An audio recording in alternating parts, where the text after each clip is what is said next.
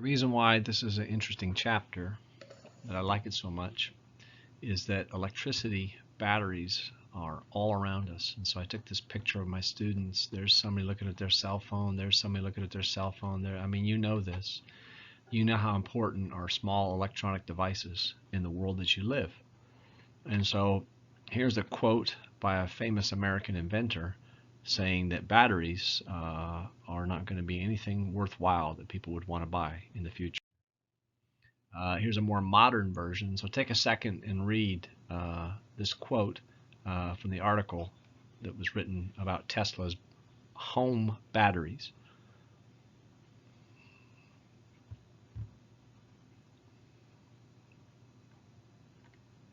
This is the big point. Storing energy. What do you do with it? You know, when it's wind, you have to use it right away. Is there any way to store energy over a long period of time? Obviously, biomass has figured that out because the sun can be stored in wood, and wood can make coal, and coal can make can be used as a fuel in cars. And so the energy storage idea is a really important one. So take a second and see if you can identify which American inventor this was. And you can see it from the slides that it was Thomas Edison. And what I like about this is if you were to go back in Edison's day when electricity and the use of electricity was just beginning in its infancy, you could never have imagined that we'd have these little electronic devices that you have on your arm that you're looking at right now, waiting to see when a lecture will be over. But we live in a world now that is very much dependent on portable power, portable electricity, and these now are extremely commonplace, but they were pretty rare back in this day. So I got another quote from another famous British scientist,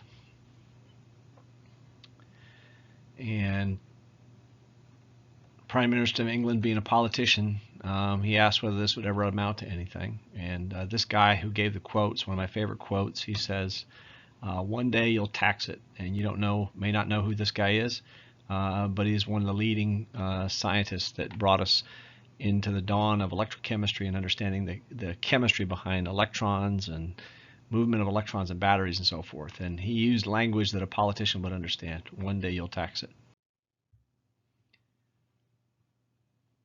Now, I like this video because one of the things that's important, I think you all have to appreciate, is that this chemistry that we're going to talk about in this chapter is not just batteries. It literally is everywhere. Okay, so take a second to read this comment. Cellulose oxidation, the oxidation of paper in old manuscripts, is one of the reasons that manuscripts get old and yellowed over time. So oxidation and reduction in battery electron transfer chemistry is not just chemistry of batteries and cell phones, but it's also the chemistry of literally everything that's around us, including oxidation of paper and books. And so I want you to appreciate just how pervasive is the idea of oxidation reduction and electron transfer chemistry. You don't even have to go to old manuscripts. This is an article from the local paper back in 2007, and there was a lot of stuff in there. I just thought it really struck me as to how common is redox. Okay, so here's an excerpt.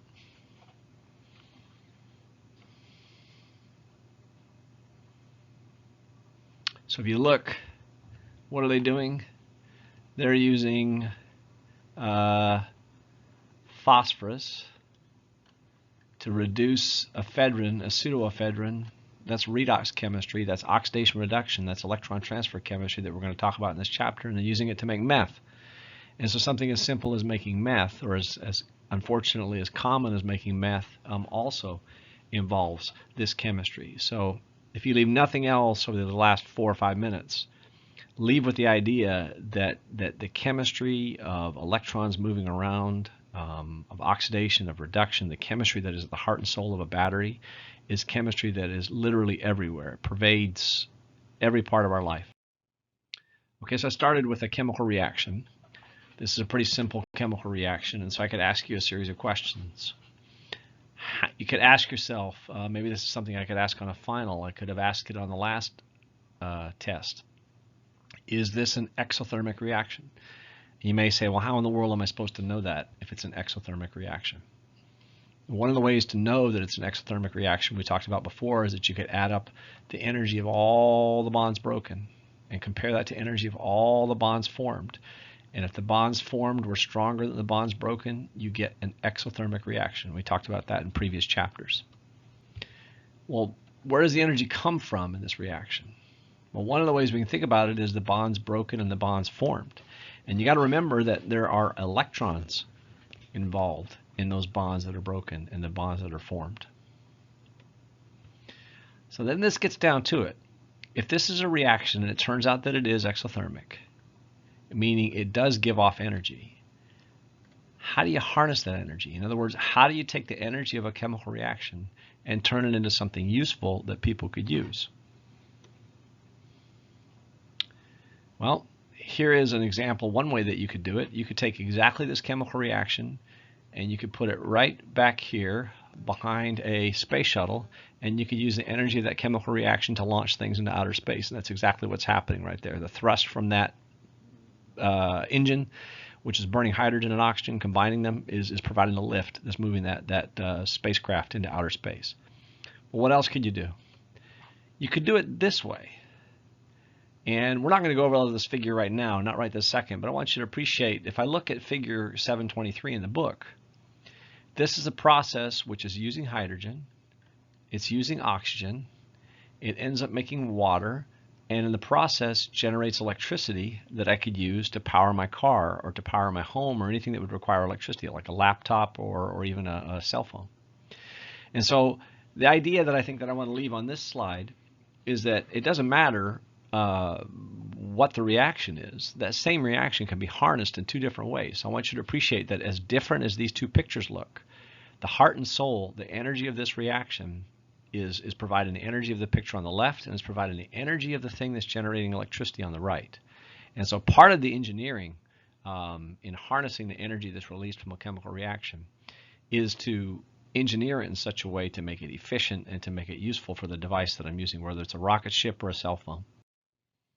All right, so we have some jargon, and part of the problem with jargon is that there's all these terms you have to come to know, okay? And so this is over here to remind us, right? We got a battery, and it looks like that. That's over there to remind us that. So let's go through some of the jargon. The reactions that we're talking about in this chapter are electron transfer reactions. In other words, electrons are transferred from one place to another in the reaction. The $10 phrase that means electron transfer is oxidation reduction, or redox for short. All right. Now I want you to appreciate that electrons are moving from one place to another. Somebody's gaining electrons and somebody's losing electrons. Electron loss and electron gain always happen in tandem. The thing that undergoes electron loss, the process of electron loss, is called oxidation. It was oxidized. The thing that undergoes electron gain, the thing that undergoes reduction, is called electron gain, that process. And so you can never, ever confuse these two terms. They go in tandem, but they're opposites of each other. Now think about what happened. This thing that underwent electron loss caused somebody to be reduced. The thing that undergoes electron gain caused somebody to be oxidized. And here comes some more confusing jargon. That electricity can power whatever you want. It could be your laptop, it could be your car, it could be your house, or it could be your cell phone. But this is the process of electron transfer and powering devices. You have something being oxidized and something being reduced, and you put a wire between them and you force the electrons to flow through the wire, through my phone, to get to the other side. And here's the part that's confusing.